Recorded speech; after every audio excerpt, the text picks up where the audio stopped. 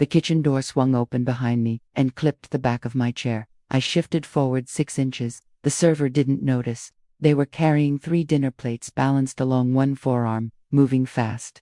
Steam rose from the food. The door swung back toward the kitchen. On the return, it brushed my shoulder. I smiled at the woman across from me, a cousin of my future daughter-in-law, visiting from Portland, and took a sip of water. The lemon slice bumped against my upper lip. The water was ice. The noise from the kitchen was constant, plates clattering in a metal sink. A timer beeping somewhere deep inside, someone calling out an order number. My son's engagement dinner. 42 guests, white linen tablecloths, soft yellow string lights crisscrossing the ceiling of the private dining room. A beautiful autumn night, and I was sitting 3 feet from the service entrance. My place card sat directly in front of my plate, cream-colored cardstock, thick and expensive. My name in gold calligraphy script, Margaret Chen. Someone had written it carefully. Someone had placed it here, at this table, in this chair. Someone had decided this was where I belonged. I folded my cloth napkin across my lap and let my gaze move slowly around the room. The head table sat near the floor-to-ceiling windows overlooking the garden. My son David sat in the center with his fiancée Emily. Her parents flanked them on the right side. Her maid of honor, her younger sister Claire, sat on the left, next to Emily's grandmother. The centerpiece was elaborate: white roses, pale pink peonies, and something trailing in green that cascaded down toward the tablecloth. Pillar candles and hurricane glass holders threw soft light across their faces. I could see them clearly from where I sat. I just couldn't hear a single word they were saying. The kitchen door opened again. Another blast of hot air and the sharp smell of seared meat and garlic. A younger server backed through, pulling the door with their hip, hands full with a large tray. I tucked my elbows tight against my sides and pulled my water glass closer. Staff really needs the space back here, someone had said when I first arrived and found my seat. Not unkind, not sharp, just matter-of-fact. A simple observation. I hadn't argued. I'd just nodded and sat down. Now I looked at my place card again. My full name, my chair, my assigned spot for the evening. The room was filling with sound now. Laughter rippling out from the front tables near the windows. A champagne cork popping at the bar. The low rumble of conversation building as more guests arrived and found their seats. I caught my son's eye across the expanse of the room. He was standing now, greeting someone. He saw me and raised his champagne flute slightly in my direction. I raised my water glass back, smiling wide. He turned back to his conversation. He didn't see the kitchen door swing open behind me for the 4th time. I set my glass down carefully. The base made a soft sound against the table. My hand was completely steady. I had booked this venue for months and 11 days ago. I remembered the phone call. I'd been standing in my kitchen, looking at my calendar on the wall. The woman on the phone had a pleasant voice. Professional. She'd asked for my name, my contact information, and a credit card number to hold the date. She'd read my name back to me, spelling it slowly, Chen, making sure she had it right. I remembered the tasting appointment. A Tuesday afternoon in late July. I'd driven here alone, taken the afternoon off work. They'd seated me at a small table in the main dining room and brought out sample plates, 3 protein options, 2 starch sides, a salad course, and 3 dessert tastings. I'd taken notes on my phone, made careful decisions. At the end, I'd paid the tasting fee, $86. They'd walked me through the floor plan, a printed map with numbered tables and little circles for chairs. This will be your host table, the event manager had said, tapping a spot near the windows with her pen. Table 1, the best view in the room. I remembered nodding.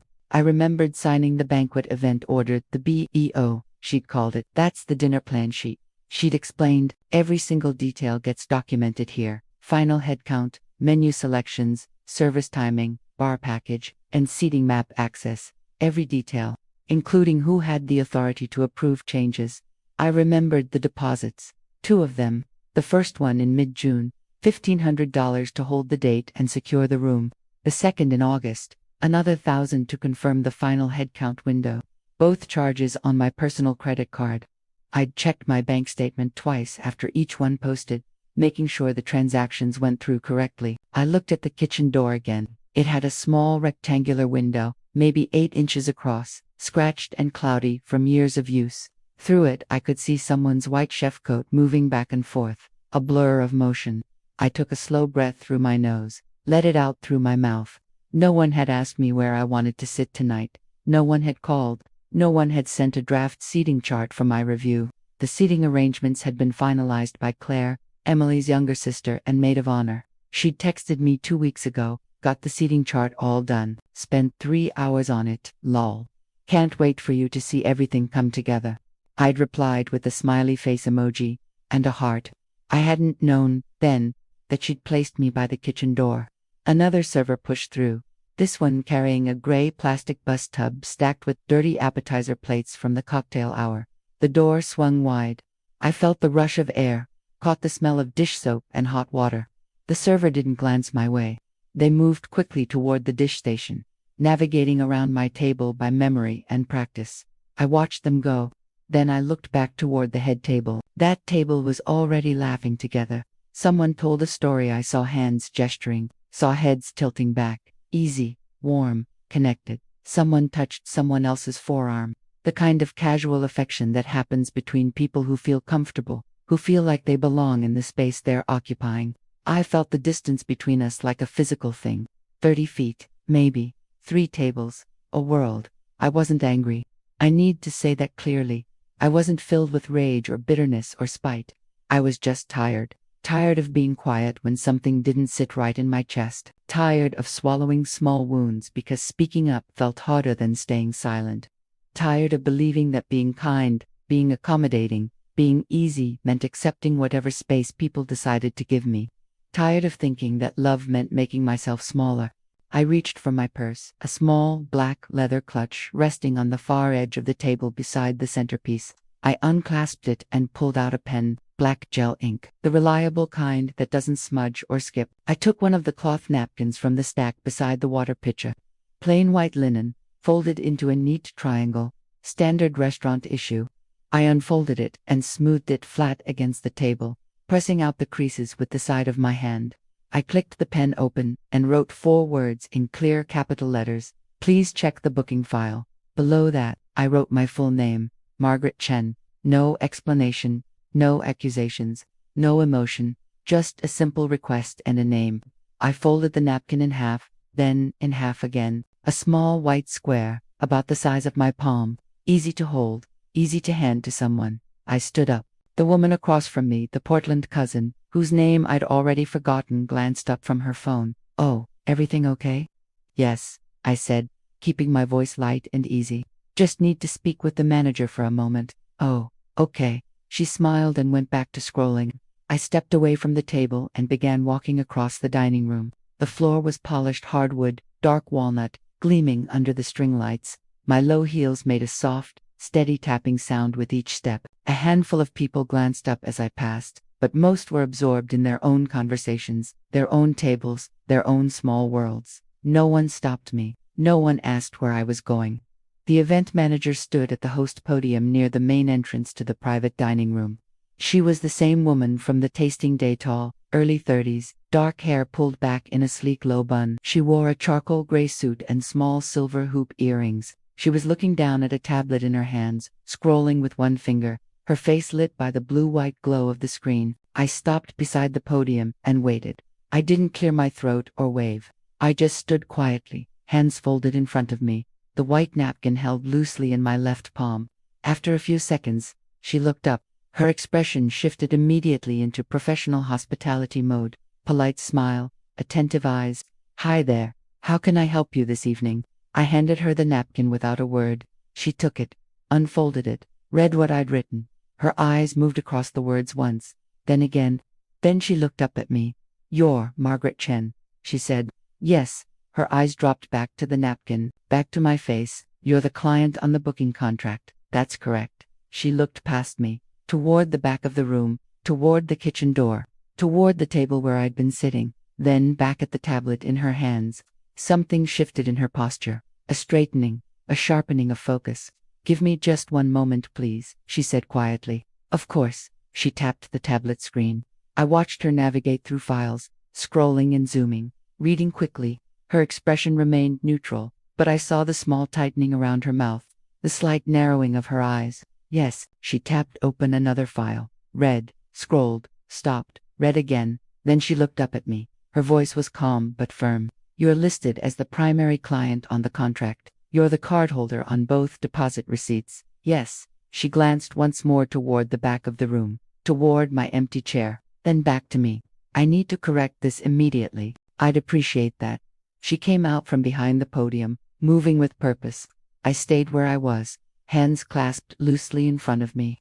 My heartbeat had picked up slightly, a gentle quickening in my chest, but my breathing was steady. My hands were still. The manager crossed the dining room and approached the head table. She leaned down slightly, speaking quietly to Claire. I couldn't hear the words from where I stood, but I watched Claire's face change. Confusion first, her eyebrows pulling together, then something sharper, defensiveness, maybe, or surprise.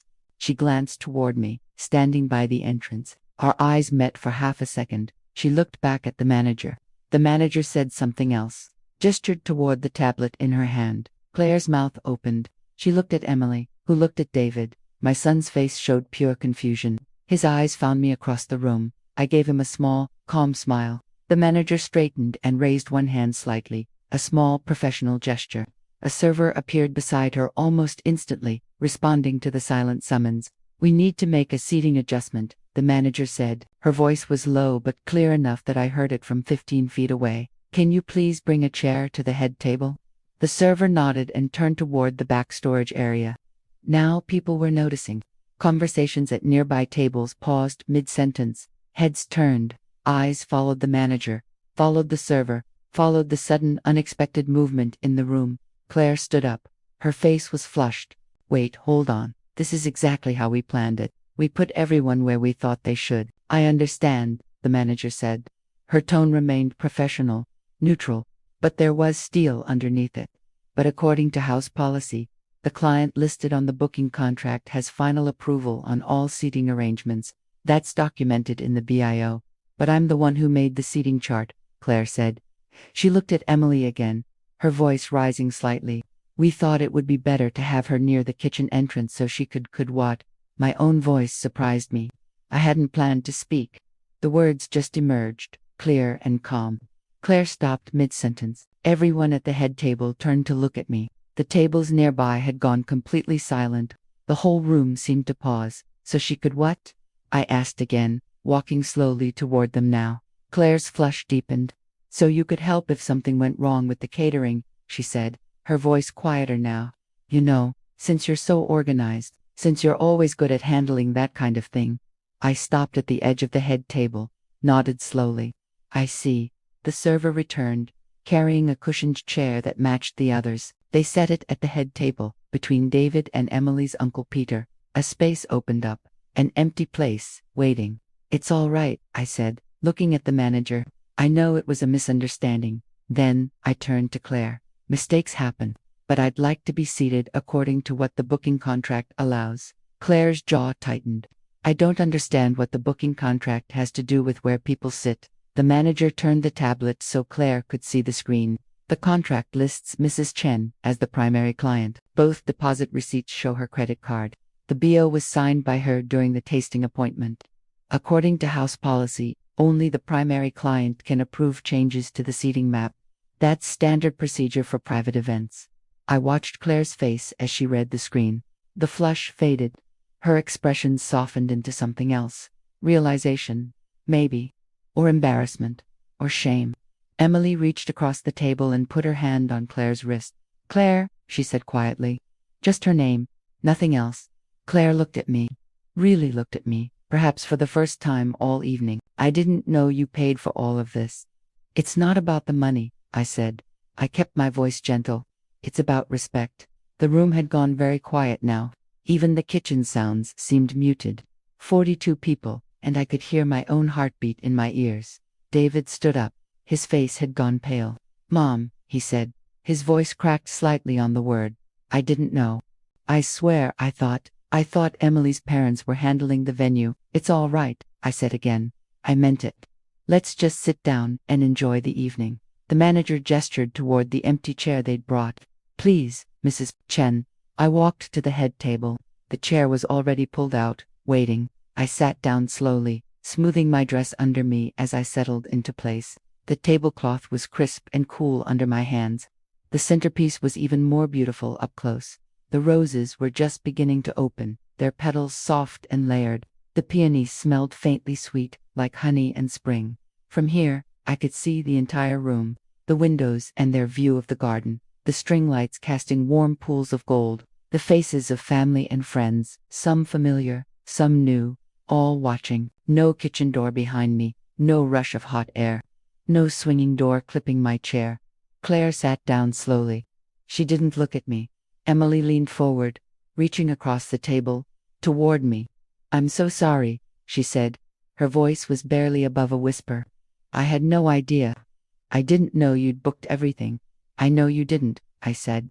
"It's okay." The manager returned to her podium. A server appeared with the first course on a large tray, ready to begin service. The ambient noise of the room started to rebuild, the clink of silverware being picked up, glasses touching in small toasts, the low murmur of conversation resuming. David turned in his chair to face me. His eyes were red-rimmed. "Mom, why didn't you tell me you'd paid for the venue?" "You didn't ask," I said simply. He flinched as if I'd slapped him. "I wanted to help," I continued, keeping my voice soft. "I wanted both of you to have a beautiful engagement party. That's all. But the seating," how could he stopped? Swallowed hard. I should have been paying attention. "Yes," I said, "you should have." The words hung in the air between us, not cruel, not angry, just honest. Emily's father, Robert, a stocky man with salt and pepper hair and warm brown eyes, cleared his throat. "I think we all owe you an apology, Margaret," he said. His voice carried across the table. "My wife and I assumed someone else had handled the booking. We should have asked more questions." "I appreciate that," I said. "Going forward," he said carefully, "for the wedding maybe we should sit down together, all of us, work out the costs, make sure everyone's on the same page." I nodded. "That sounds very fair." Claire set her fork down with a soft click. She looked at me directly for the first time since I'd sat down. "I'm sorry," she said. "I wasn't thinking clearly. I just assumed." "Assumed what?" I asked gently. She looked down at her hands. "Assumed you'd be okay with wherever we put you, because you never complain about anything." "That doesn't mean I don't notice things," I said quietly. "I know that now," Claire said. She looked up again, and her eyes were shiny with tears. "I'm really sorry." "I believe you," I said. The first course arrived, a small plate of arugula salad with shaved parmesan, toasted pine nuts, and lemon vinaigrette. The server placed it in front of me with a small smile. I picked up my fork. Across the room, the kitchen door swung open. A server backed through with a tray of salad plates. They moved smoothly past the table where I'd been sitting, now occupied by a couple I recognized as Emily's aunt and uncle from Sacramento. No one's chair was bumped. No one had to pull their elbows in. I took a bite of salad. The lemon was bright and sharp, the cheese salty and nutty. It was delicious. David reached over and touched my arm gently. "Thank you," he said quietly, "for not making a huge scene." "I didn't need to," I said. "The facts were clear enough." He smiled. Small, but genuine. "Still, thank you." Emily leaned across her plate toward me. "Would it be okay if I looked at the contract sometime? I'd like to understand what you planned, what you chose for us." "Of course," I said. "I'll email you a copy tomorrow." The manager caught my eye from across the room and gave me a small, professional nod. I nodded back. The meal continued. The second course came out, a choice between ear-roasted chicken or cedar plank salmon with a dill cream sauce. I'd tasted both during the menu selection. They'd been good then. They were even better now. Toasts began as the main course plates were cleared. Emily's father stood first, speaking about partnership and commitment and the joy of watching his daughter find love. My son stood next, thanking everyone for coming, for celebrating with them. He mentioned me about 2/3 of the way through. "I also want to thank my mom," David said, his voice steady, "for her support, for everything she does, for always being there." It wasn't a long mention. It wasn't elaborate. But it was public. It was real. People clapped. A few looked over at me. I smiled and raised my water glass. Claire stood last. She talked about growing up with Emily, about sisterhood, about shared secrets and late-night talks. Halfway through, she stopped, looked directly at me. "I also want to thank Margaret," she said, "Emily's future mother-in-law, for her incredible generosity, and for her grace tonight." Her voice caught slightly on the last word. People clapped again, louder this time. A few more people turned to look at me. I raised my glass again, nodding my thanks. When Claire sat down, I could see tears on her cheeks. Emily handed her a cloth napkin. Claire pressed it to her face. Dessert arrived, individual chocolate lava cakes with raspberry coulis and a small quenelle of vanilla bean ice cream. I ate half of mine and set my spoon down, letting the sweetness linger. The room had grown warmer as the evening progressed. The candles had burned down to half their original height. The string lights seemed softer now, more golden, as if the room itself had relaxed. David leaned close to me. "I want to talk about wedding costs," he said quietly. "I don't want you carrying everything alone." "We'll talk," I said. "But not tonight." "When this week," I said. "We'll have coffee. Just the two of us." He nodded, relief visible on his face. Emily's mother, Patricia, a petite woman with short silver hair and kind eyes, stood up and walked around the table. She sat in the empty seat beside me, left vacant by someone who'd stepped outside for air. "I owe you an apology too," she said without preamble. "I should have asked more questions. I should have been more involved. It's easy to make assumptions," I said. "It is," she agreed. "But that's not an excuse." We sat quietly for a moment, watching the room. People were starting to mingle now, moving between tables, taking photos, hugging. "How did you stay so calm?" Patricia asked. I thought about it. I knew what was true. I didn't need to shout about it. She smiled. "I'm really glad you're going to be part of this family." "Me too," I said honestly. She squeezed my hand and returned to her seat. The evening began winding down. People started saying their goodbyes, hugs by the door, thank yous exchanged, promises to see each other at the wedding, reminders to stay in touch. I stayed seated for a while longer, watching the room slowly empty. The servers moved through, clearing tables with quiet efficiency. The manager walked the perimeter, checking that everything was in order. She stopped beside me. "Thank you again for handling that with such grace," she said. "You made it easy," I said.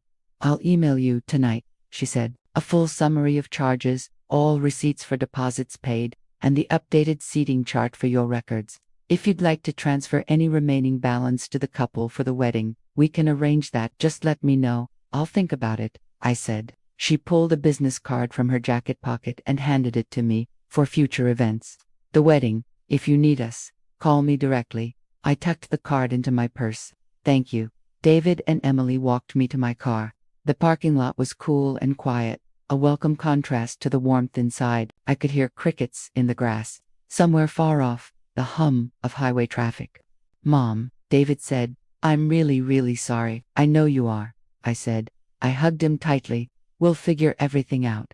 Emily hugged me next. "Thank you," she whispered against my shoulder. "For everything, for all of it." "You're welcome, sweetheart." I got into my car. They stood together in the parking lot, waving as I pulled out onto the main road. I waved back through the window. I drove home slowly, taking the long route. The streets were mostly empty. I didn't turn on the radio, just the sound of the engine, the tires on asphalt, my own breathing. When I pulled into my driveway, the house was dark except for the porch light I'd left on. I sat in the car for a moment before going inside, just breathing, just being still. Inside, I dropped my purse on the kitchen counter and checked my phone. One new email from the manager. "Engagement dinner, complete documentation." I opened it. The contract header, with my name in bold at the top. The deposit receipts, both of them, showing dates, amounts, and the last 4 digits of my credit card. The bio with my initials at the bottom, dated from the July tasting. The updated seating chart, showing my name at the head table in its corrected position. A note at the end, "Thank you for your patience and professionalism this evening.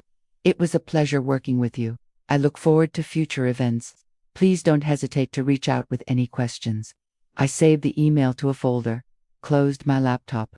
I made tea chamomile with a little honey and carried it to the kitchen table. I sat by the window, looking out at my small backyard. The moon was bright, nearly full, painting everything in silver blue light. I thought about the evening, about the kitchen door, about the walk across the room with the folded napkin in my hand, about the manager's face when she opened the file, about the moment Claire had looked at the screen and understood. I thought about the chair at the head table, about David's apology, about Emily's tears, about Patricia's hand on mine. I thought about facts and paper and quiet power. I didn't need to raise my voice. I didn't need to make a scene. I didn't need to prove anything through anger or drama. I just needed to show what was real. The tea was warm in my hands. I took slow sips, letting the heat spread through my chest. Tomorrow I'd think about next steps, about the wedding, about conversations that needed to happen, about boundaries and budgets, and making sure my son understood that kindness didn't mean erasing yourself. But tonight, I just sat. My name had been on the contract, my card had paid the deposits, my signature had approved the plan, and when it mattered, the room had learned that. I finished my tea, rinsed the cup, turned out the lights. In my bedroom, I set the manager's business card on my dresser, propped against a small framed photo of David as a child. I'd call her next week, start discussing wedding venue options, make sure everything was clear from the very beginning this time. I changed into pajamas, washed my face, brushed my teeth. In the bathroom mirror, I looked tired but not defeated, older but not diminished. I climbed into bed.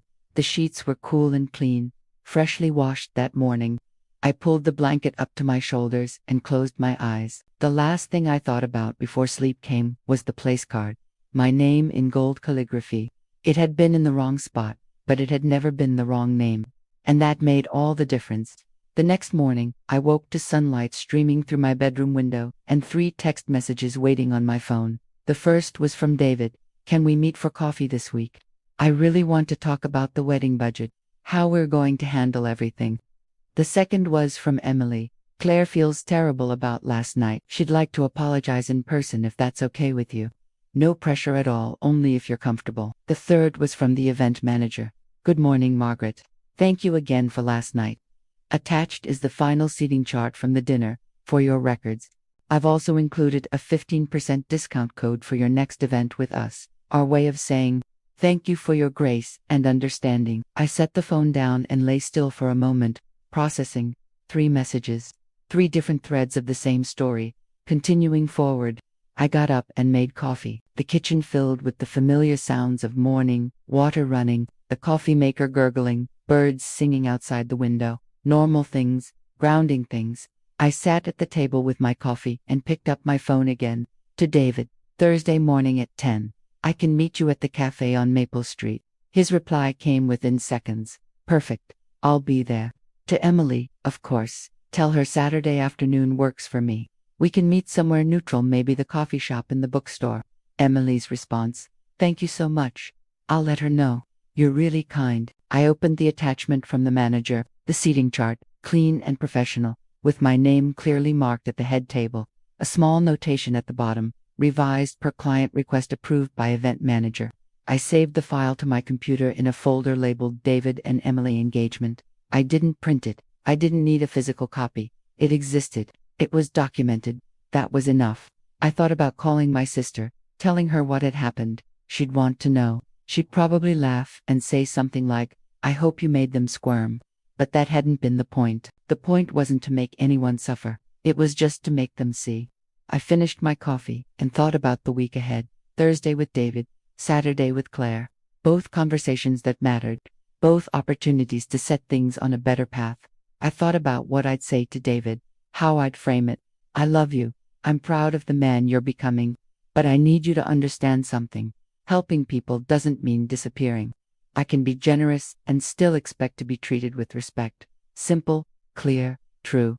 I thought about what I'd say to Claire, how I'd listen first, then respond. I accept your apology, but I need you to understand that this can't just be one conversation. Respect isn't a single moment, it's a pattern. It's how you see me from now on. She'd either understand or she wouldn't. Either way, I'd have been honest. I got up and washed my coffee cup, put it in the dish rack to dry. Opened the back door to let fresh air flow through the house. The morning was cool and bright. The leaves on the maple tree in my backyard were turning gold and deep red. The air smelled like autumn wood smoke and damp earth, and something faintly sweet from the neighbor's garden. I went to my desk and pulled out a notebook. Opened it to a blank page. I wrote a timeline. June 14th, first deposit paid. 3:47 p.m., July 22nd. Tasting appointment. Menu selected, August 10th, second deposit paid, 11:23 a.m., September 5th. Seating chart received from Claire, October 16th. Engagement dinner, simple facts, clear progression. Then I wrote, kitchen door. One note. Facts, not speeches. They listened. I closed the notebook and put it back in the desk drawer. I didn't need to keep dwelling on it. It was done. It was handled. But I wanted the record. Not because I was bitter. Just because I'd learned something. Documentation matters. Facts matter. Knowing your worth matters. I got dressed and decided to take a walk before the day got too warm. I walked through my neighborhood, past houses I'd known for 20 years, past gardens and mailboxes and driveways, past the elementary school where David had learned to read, past the park where we'd spent countless Saturday afternoons. I thought about my son, about the little boy who'd held my hand crossing streets, about the teenager who'd rolled his eyes at my rules, about the man he was becoming, still learning, still growing, still figuring out how to balance his own needs with the needs of others. I thought about the ways I'd taught him to be kind, to be generous, to think of other people first. But I wondered if I'd also accidentally taught him that some people's needs were more important than others. That his mother would always be fine, always be flexible, always be okay with whatever space she was given. I thought about changing that lesson, not by being harsh or cold, but by being clear. I love you, and I also need to be treated with respect. Both things can be true. I walked for almost an hour. By the time I got home, my legs were pleasantly tired and my mind was quiet. I made lunch. Turkey sandwich on whole wheat, an apple, a glass of water. I sat at the table and ate slowly, looking out at the backyard. The maple tree swayed gently in a breeze I couldn't feel from inside. My phone buzzed. A message from Claire. Emily told me, Saturday at 2 p.m., at the bookstore cafe. I replied, that works. See you then. She sent back a single word. Thanks. I thought about what that conversation would be like, whether she'd cry, whether she'd defend herself, whether she'd really understand what I needed to say. It didn't matter, in a way. What mattered was that I'd say it, clearly, kindly, honestly. After that, it was up to her. I finished lunch and washed my plate, dried my hands on a dish towel, stood at the sink for a moment, just breathing. I thought about the manager, about the way she'd responded when I'd handed her that folded napkin, about the way she'd checked the file, confirmed the facts, and acted immediately. That was professionalism. That was respect. I pulled out my phone and sent her a brief email. Thank you for your help last night. I really appreciate the way you handled everything. I'll be in touch soon about potential wedding venues. Looking forward to working with you again. I hit send. Within 10 minutes, she replied, it was truly my pleasure, Margaret. You handled a difficult situation with remarkable grace. I'm here whenever you're ready to start planning. Take care. I closed my email and set my phone down. The afternoon stretched ahead. Quiet, open mind. I thought about all the things I could do. Errands, cleaning, phone calls. Instead, I decided to do nothing. I went to my living room and sat in my favorite chair, the one by the window with the soft green cushion and the view of the street. I picked up the book I'd been reading, a mystery novel set in Scotland. I read for 2 hours without interruption. The story pulled me in a small coastal village, a missing heirloom, a detective who noticed the quiet details everyone else overlooked. When I finally set the book down, the light outside had shifted. The afternoon sun slanted through the window at a lower angle, painting golden rectangles across the hardwood floor. I made myself a cup of tea, Earl Grey this time, with a splash of milk. I stood at the kitchen counter, waiting for the tea to steep, and thought about the engagement dinner again. Not obsessively, just letting the memory settle into place, finding where it belonged in the larger story of my life. I thought about the moment I'd stood up from that table by the kitchen door, the decision to write the note, the walk across the room. It hadn't felt dramatic in the moment. It had felt necessary, simple, like finally saying something that had been waiting to be said for a long time. I thought about all the other times I'd stayed quiet, all the other moments when something hadn't felt right, but I'd convinced myself it was easier to let it go, easier to be accommodating, easier to be the person who never caused trouble. How many times had I sat in the wrong seat, literally or figuratively, and said nothing? Too many to count. I carried my tea back to the living room and sat down again, sipped slowly, let the warmth spread through my chest. My phone buzzed.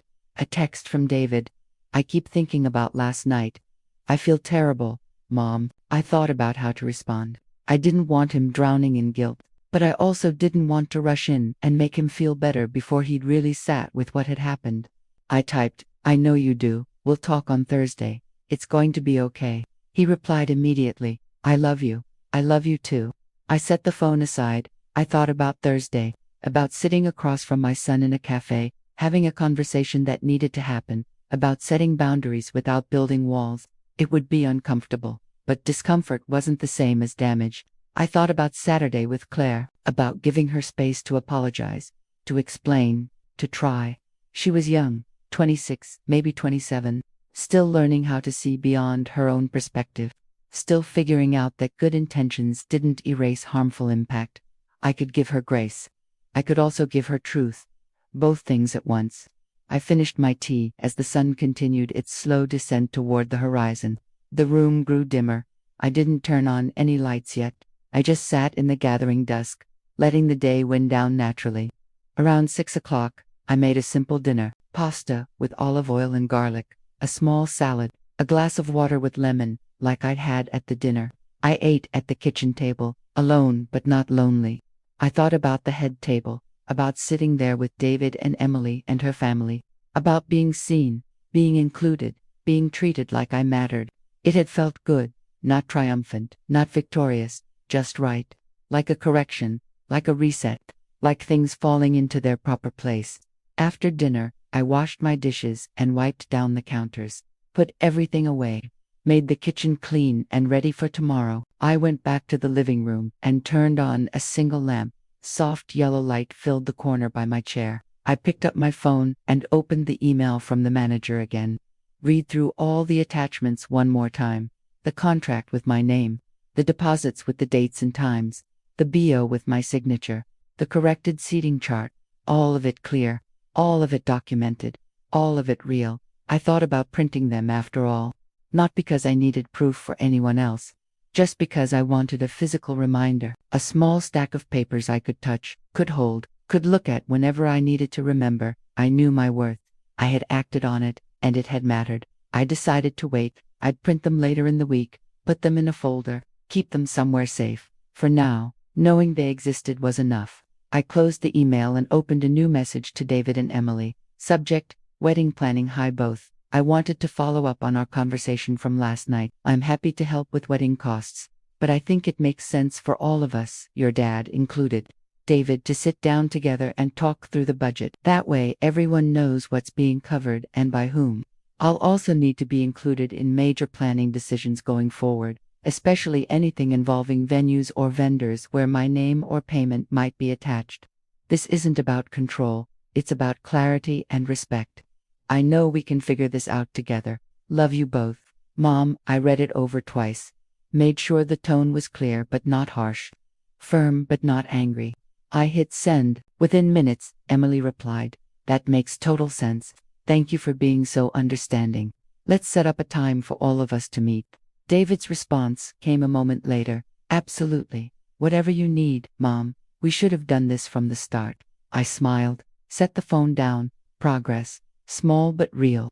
I spent the rest of the evening reading my book, finishing the chapter where the detective finally found the missing heirloom hidden in plain sight, exactly where it had been all along, just overlooked, just unseen, until someone decided to really look.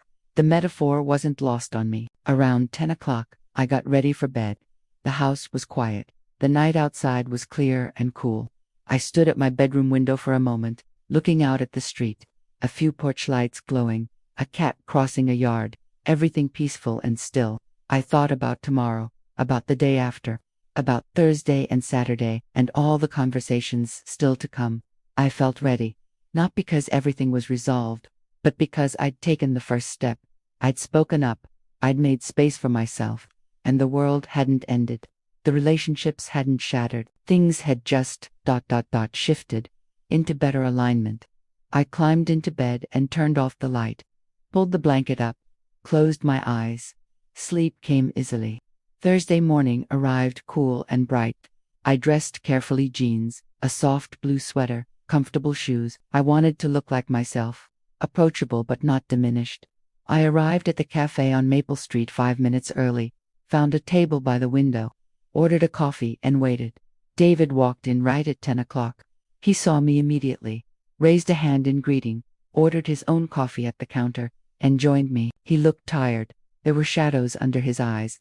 "Hi, Mom," he said, sitting down. "Hi, sweetheart." For a moment, neither of us spoke. We just sat with our coffees, letting the morning noise of the cafe fill the space, espresso machine hissing, conversations murmuring, a chair scraping across the floor. "I've been thinking about Saturday night nonstop," David finally said. "I'm so embarrassed, I know. I didn't mean for you to feel." He stopped, started again. "I should have asked more questions, about everything, about who was handling what. I just assumed Emily's family was taking care of the venue, and I didn't check." "Why did you assume that?" I asked gently. He looked down at his coffee. "I don't know. I guess because they offered to help, and you didn't say anything, so I thought." He trailed off. "You thought I wasn't involved?" "Yeah. Why didn't you ask me directly?" He was quiet for a long moment. "I think I didn't want to bother you. You've always just handled things. You've always been the person who makes everything work without needing credit or attention. So I guess I thought you were fine with however things were going." I nodded slowly. "I understand that. But David, I need you to understand something. Just because I don't complain doesn't mean I don't have feelings. Just because I don't demand attention doesn't mean I don't deserve respect. I know that now," he said quietly. "I'm sorry. I accept your apology," I said. "But moving forward, things need to be different. If I'm contributing financially to the wedding, I need to be part of the planning conversations, not running everything. This is your wedding. Yours and Emily's, but included, consulted, treated like someone whose opinion matters." "Absolutely," he said. "I promise, and I need you to stop assuming I'm fine with things just because I don't make a fuss. Sometimes you need to ask. Even if I seem okay, you should still ask." He nodded, his eyes getting red. "I will. I promise I will." "Good." We sat quietly for a moment. He wiped his eyes with the back of his hand. "Can I ask you something?" he said. "Of course. Why did you book the venue without telling me? Why didn't you say something?" I thought about how to answer. I wanted to give you both a gift. I wanted to do something generous without making it about me, but I also assumed that if my name was on the contract, people would naturally include me in decisions. That was my mistake. I should have communicated more clearly from the start. "No," he said firmly. "You shouldn't have had to. We should have asked." "Maybe both things are true," I said. "Maybe I could have been clearer, and maybe you could have been more thoughtful. We both learn from it and do better going forward." He smiled a little. "Okay." We talked for another hour. About the wedding budget. About how to split costs fairly. About involving his father in the conversation. About making sure Emily's parents knew what everyone was contributing so there were no more surprises or assumptions. By the time we said goodbye in the parking lot, the tension between us had eased. Not disappeared entirely, that would take time, but softened. Made room for repair. "I love you, Mom," David said, hugging me tightly. "I love you too." I drove home feeling lighter. Saturday afternoon came quickly. I arrived at the bookstore cafe at 5 minutes before 2, ordered a chamomile tea and found a table toward the back, away from the main traffic flow.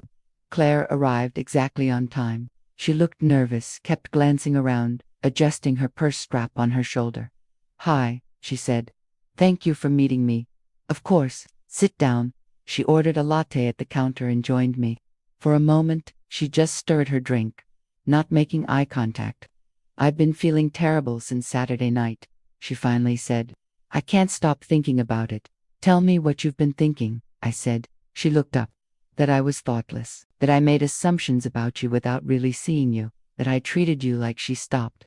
"Like what?" "Like you were just there to help, like you were a resource instead of a person." I nodded. "That's honest. I appreciate that. I didn't mean to," she said quickly. "I really didn't. I just got so focused on making the seating chart work, on making sure Emily's family felt comfortable, on managing all the personalities, and I thought you'd be okay anywhere, because you're always so easy, so flexible. I thought I was actually being considerate by putting you near the kitchen so you could help if something went wrong with the food. But you didn't ask me if I wanted to help," I said quietly. "You just decided that's what I was there for." She flinched. "You're right, Claire. I understand you didn't have bad intentions, but impact matters more than intent. You made me feel invisible. You made me feel like my presence at my son's engagement dinner was primarily functional, like I was staff, not family." Tears spilled down her cheeks. I'm so sorry. I believe you, I said. But I need you to understand something. An apology is important. But what matters more is what changes. How you see me from now on. How you treat me going forward. That's what rebuilds trust. She nodded, wiping her face with a napkin. I want to do better.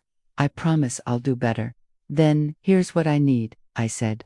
I need you to see me as a whole person, not just as David's helpful mother. I need you to include me in conversations about wedding planning, if those conversations involve things I'm paying for. I need you to ask me what I want, instead of assuming I'm fine with whatever. I can do that, she said. And if you're not sure how to include me, just ask. Say, Margaret, we're talking about seating for the reception. Do you want to be part of this conversation? Give me the choice. Okay, she said. I will. We talked for another 30 minutes. She asked questions, good questions, thoughtful questions about how I'd felt on Saturday night, about what had gone through my mind, about how I'd stayed so calm. I stayed calm because I knew the truth, I said, and because I've learned that anger rarely helps. She nodded, taking it in. When we said goodbye in the bookstore parking lot, she hugged me. Thank you for giving me another chance, she said. Everyone deserves a chance to learn and grow, I said, including me. She smiled through fresh tears and walked to her car. I sat in my own car for a few minutes before driving home, breathed deeply, let the conversation settle. It had been hard, but it had been good. The next few weeks moved quickly. David, Emily, her parents, and I met for dinner to discuss wedding finances. We divided costs fairly. We agreed that any vendor contracts would clearly list who was paying for what. We established that major decisions, venue, catering, photographers, would involve everyone who was contributing financially. It felt fair. It felt respectful. Claire sent me a text 2 weeks after our coffee meeting. Just wanted to say I've been thinking about our conversation a lot. It really changed how I see things. Thank you for being patient with me. I replied, I appreciate that. Thank you for being willing to learn. The event manager and I spoke on the phone about potential wedding venues. She sent me 3 options, all beautiful, all within budget. We scheduled site visits for early November. I'll make sure everything is crystal clear from the beginning this time, she said. Contract, payments, decision-making authority, all documented. Perfect, I said. That's exactly what I need. Life continued. Work, grocery shopping, book club meetings, walks through my neighborhood as the leaves fell and the air grew colder. But something had shifted inside me. I noticed it in small ways. The way I spoke up more quickly when something didn't feel right. The way I asked for what I needed instead of waiting for people to guess. The way I stopped apologizing for taking up space. My sister called one evening in late October. So I heard about the engagement dinner. She said, David called me. He felt terrible. I know he did. I'm proud of you, she said, for not letting it slide, for standing up for yourself. It wasn't really about standing up, I said. It was just about being clear, about letting the truth be visible. Still, she said, I'm proud. Thanks. We talked for an hour, about everything and nothing. When we hung up, I felt the warmth of connection, of being seen by someone who'd known me my whole life. November arrived with frost and bare trees. David and Emily came over for dinner one evening. I made pasta, David's favorite, and we ate together at my kitchen table. The venue visits are scheduled for next week, I said. Are you both coming?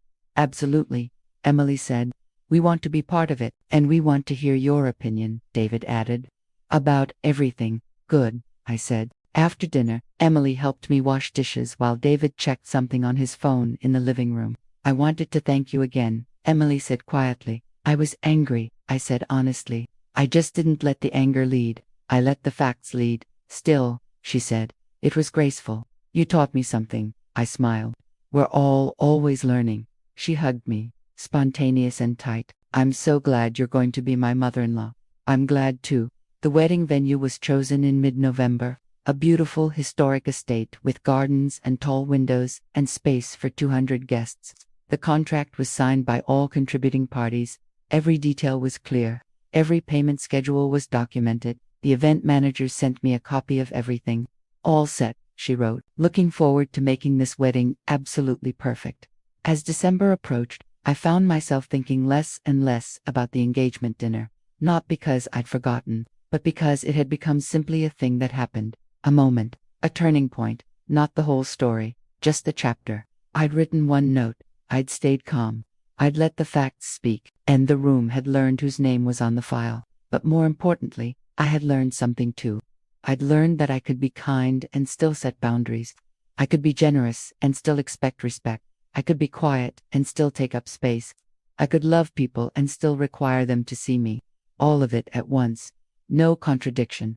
Just truth. One evening in mid-December, I sat in my living room with a cup of tea and looked at the business card still propped on my dresser, the one from the event manager. I thought about printing those documents after all, the contract, deposits, seating chart. Then I decided not to. They existed. They were saved.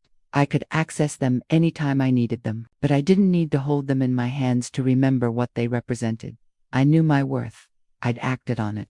I'd changed the story. That knowledge lived in me now, not on paper, in me. And that was more than enough. I finished my tea, set the empty cup aside, picked up my book. Outside, snow began to fall, soft white flakes against the dark sky. The first snow of winter. Inside, the lamp glowed warm. The house was quiet. I was alone, but I wasn't lonely. I was whole, and I was at peace.